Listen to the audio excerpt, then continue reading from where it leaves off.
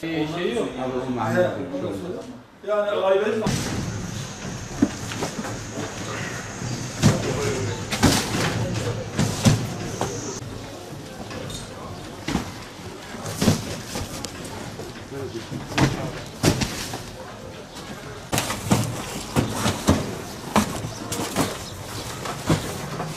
Hadi. Yapın abi, yapın.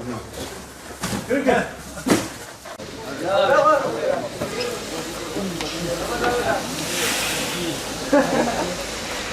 Haydi yağla, haydi yağla.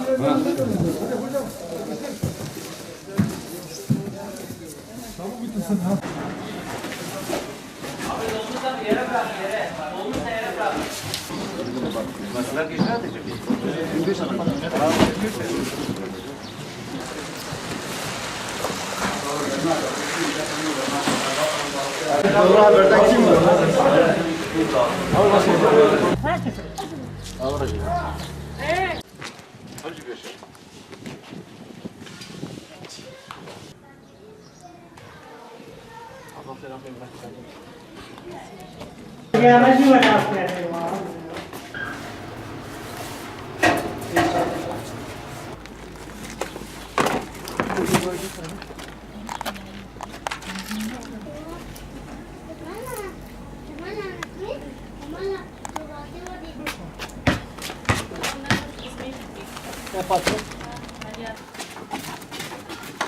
Güzel ha?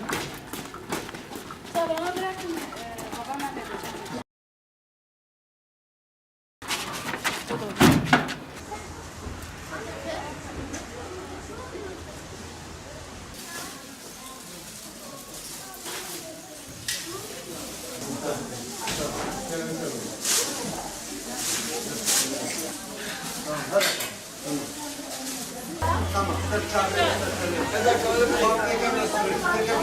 2005 yılından beri faaliyet gösteren Batman Umut Gıda Bankası, 2016 yılı içerisinde Batman'da 8765 aileye gıda, kurban, nakdi ve ev eşyaları ve kırtasiye yardımı ulaştırdık.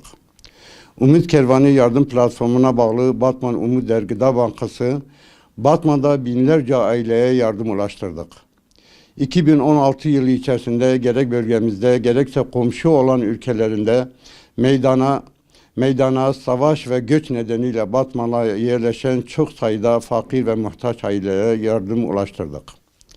Bu kapsamda Umutder 2016 yılı içerisinde Batman'da 3454 gıda paketi, 910 aileye giyim, 1513 aileye nakdi, 2565 aileye kurban eti, 158 aileye kırtasiye, çeşitli yardımlar kapsamında 8765 aileye ulaştırdık.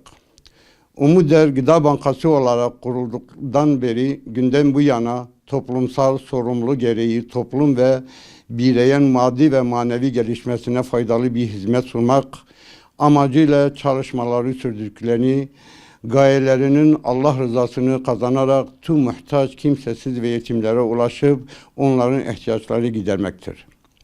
2016 yılının sonuna kadar derneğe yapılan muhtaç başvuru sayısının 12.000 ailedir. Yapılan başvurular arasında birinci derecede ve ikinci derece yardımda muhtaçları tespit çalışmalarımız tespit komisyonumuzca yapılmaktadır.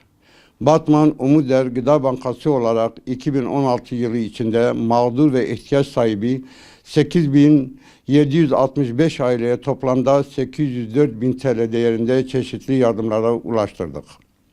Tüm hayırseverlerin desteklerini bekliyoruz. Her geçen gün derneğimize yardım almak isteyen fakir aileler çoğalıyor. O yüzden herkesten daha fazla duyarlı olmaları ve fakir insanlara yardım ulaştırma konusunda herkesin taşın altına elini koyması gerekir. Şu ana kadar yapılan yardımlardan ve bundan sonra yapılacak yardımlara aracı olacak Tüm hayırseverlerden Allah razı olsun. Suriyeli mağdur mülteciler için bu kış aylarında maden ve manen sıcak bir imkan sunmak için desteklerinizi bekliyoruz.